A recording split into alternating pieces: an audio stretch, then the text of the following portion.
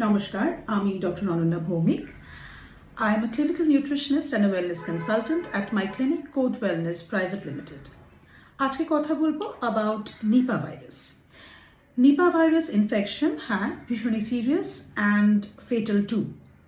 কিন্তু Nipah virus কিন্তু সাধারণত মানুষের বডিতে থাকে না, এটা মানুষের বডিতে আসে ফ্রম অ্যানিমালস, কমনলি ব্যাট বা বাদুড়। কিভাবে আসে? The commonest source is food, খাবার থেকে আসে। সো অ্যাজ এ নিউট্রিশনিস্ট আমি ভাবলাম কিছু আপনাদের ওয়েজ আউট বলে দিই, যাতে আমরা এই ভাইরাসটাকে আমাদের শরীরে ঢুকতেই না দিই। সেটা কি করে হবে? Very simple ways. প্রথমত, এখন যেহেতু শীতকাল, সুতরাং ডেট পাম জুস মানে খেজুরের রস খাওয়ার একটা কমন প্রচলন আছে বাংলাতে।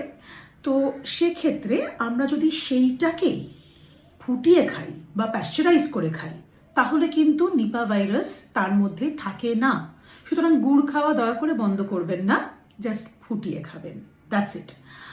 এছাড়া আরেকটাও কমন সোর্স থেকে আসে, সেটা হচ্ছে যদি বাদুড় যে কোনো ফলে মুখ দেয় বা সে তাদের ইউরিন তাতে পড়ে বা ড্রপিংস তাতে পড়ে, সে থেকে ওই ফলটা যদি আমরা খাই, আমাদের শরীরে নিপা ভাইরাসটা আসতে পারে। তাহলে কি করতে হবে?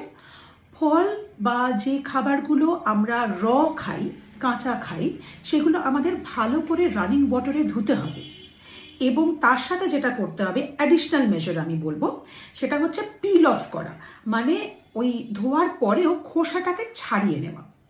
এইভাবে যদি এই সিজনটাতে অন্তত আমরা এইভাবে খাই, কারণ নিপা ভাইরাস এই সিজনটাতে বেশি দেখা যায়, তাহলে কিন্তু ব্যাপারটা অনেকটা কন্ট্রোলে এসে যায়।